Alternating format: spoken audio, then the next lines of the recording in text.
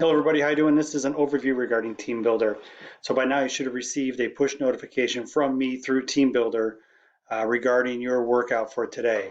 I dialed up a quick little workout just to make sure we have the functionality correct and the telemetry correct between me creating something, delivering it through your phone to you, and we have the functioning correct. So when you go in, you can either sign in through here, click on the sign in for Teambuildr, or you can cut and paste this into your browser and it'll take you to a sign in window.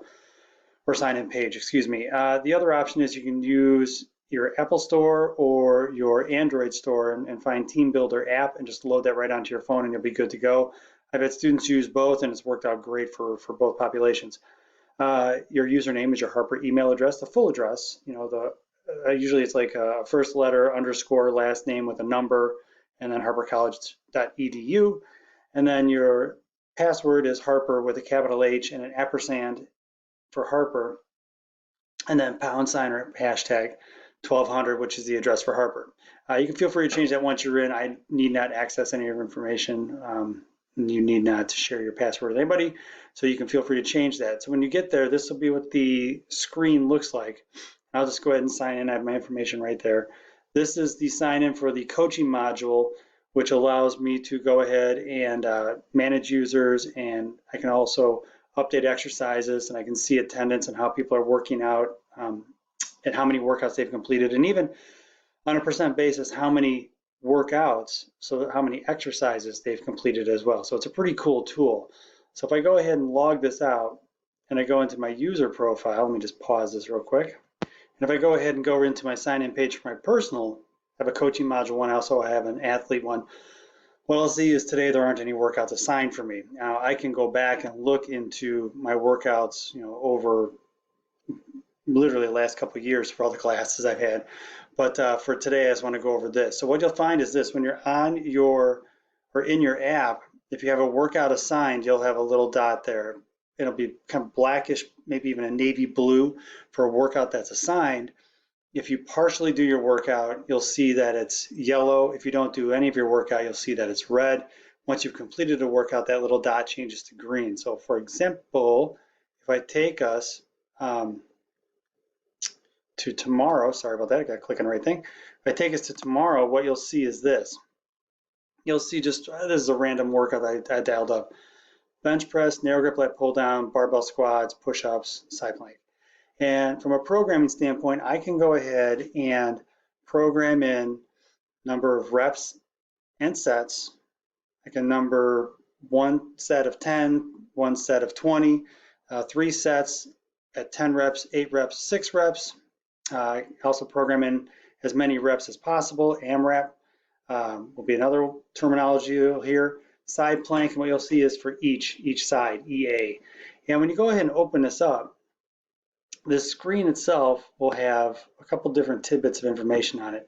So like you'll type in the weight that you do. So I did 75 pounds for a set of 10. It'll save that for me and automatically save that into the coaching module. And I can now see from my side as an instructor how much weight you've done, how many reps you've done, and then I can then track your progress. And we'll talk a little bit about like floating max versus training max and see how that actually progresses over a workout. Now, if I go ahead and just scroll this to the right, what you'll see is narrow grip lat pull down, barbell squats. And the thing you see that's different here with the barbell squats is I have a catalog of videos.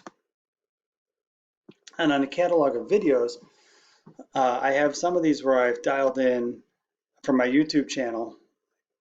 From my YouTube channel. For your benefit, some videos that are on there. So it's pretty slick in terms of, for some of these exercises, you'll have me, for lack of a better term, demoing these exercises for you. Couple reps, that guy doing some big bad squats there. Oh, that's a nice squat, isn't it? Yep. And then rack it back up. Now, when you're in here, the other icon that you have is this. This will show historically what I've done. So on the 15th of January in 2020, 185 for 4, 185 for 4, 185 for 4. And you can see over time what I've done workout-wise. 55 for 10, 205 for 4, and that holds true on, let's see if I have it on my lat pull down narrow. I do have my lat pull down narrow as well. So as I'm going through my exercises, keep make sure you're documenting what you have. So not only from my perspective, I know I did 135 pounds for a set of 10. I can document you as a coach and document your progress, but also it allows you to have a better refinement of the weight. Now, from a coaching standpoint, I can code this in. It'll happen roughly about week 3 for you guys, maybe even week 2 for some of you. I can code in percentages based off of your calculated 1 rep max. So as you're going through your workouts, the 1 rep max can be calculated just from these 2 numbers right here. And then from that perspective, we can then say, okay, if you're doing sets of 8 or sets of 6, we can come up with a workout weight and prescribe that for you. And then it becomes kind of a fun process in terms of as you get stronger, instead of doing 135, you do 140, or instead of doing 10 reps, you do 12 reps. So you know mathematically you got stronger. So it's kind of a cool process. So make sure you fill these in. The other thing you'll see is as you go through this, you'll see like push-ups or like the side plank where you're doing the exercise where you're on your elbow on your side. Get my video open here. There he is. Again, same dude, getting the side plank on. So doing some side planks. Once I've done that, I then click this, which shows it's completed. I've done that exercise. For this, as many reps as possible, there are some exercises where it's the coach input where I have to actually go and input in that you've taken care of that. That'll be very rare you see that in your workouts. I won't prescribe that too many times, but that is a feature that's in here. Now, when you've gone through and cycled through all these exercises, what you'll see is completion, completion, completion. So in this layout, we have, 5 exercises. What I see on the coaching side is you've completed 60% of your workout for that day. Now, where this becomes important is let's just say, for example, excuse me, you have a day where you can't make it into class on a Wednesday and you want to make up a workout on a Thursday. I can use this as a tool to go ahead and award attendance points, but you'll need to complete all your exercises. Okay, that's only a fair trade. As you get into this, you'll dig in a little bit further. You can see like maxes and PRs, and you can see over time, it'll calculate out like how many reps that you did for an exercise, calculate out a bench press for you, or I'm sorry, max for you in particular exercises, close grip bench press, like over here, my barbell squats, I'm a big bad 230 pounds based off of what you just saw mathematically for this dummy account. So long story short, it's a pretty cool tool that allows you to be able to track your workouts and see graphically how you've done. It's also a really cool tool to allow me as an instructor to make sure you guys are doing your workouts and you're actually getting your workouts in. So as you go through this, it's kind of just some neat functionality that's in here. So I urge you guys to go ahead and use this to your advantage as you're training for your particular sports or just for your workouts in general. Beyond that, we really won't focus too much on journal or leaderboards, etc. For some of you, and I've had people do this, they've reached out and they've pulled this down and clicked and they sent an email to me through this platform. Not the best way to reach me. I usually get that a couple days later through the coaching module. But you can do that in case you have questions. But for me, the best way to reach me is through the Harper email address, and that Harper email address is the afleisch@harpercollege.edu, which you'll find first in the announcements, but also faculty information.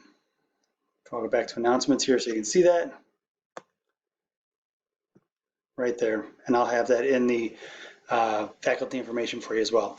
All right, guys, that's just a quick overview, but Teambuildr is pretty darn intuitive. You guys, given we all work on multiple screens for the majority of everything that we do, I have no doubt you'll be able to pick it up rather quickly. If any of you have issues with it, we can always just print out a paper copy of your workouts as well. All right, guys, have a great one, and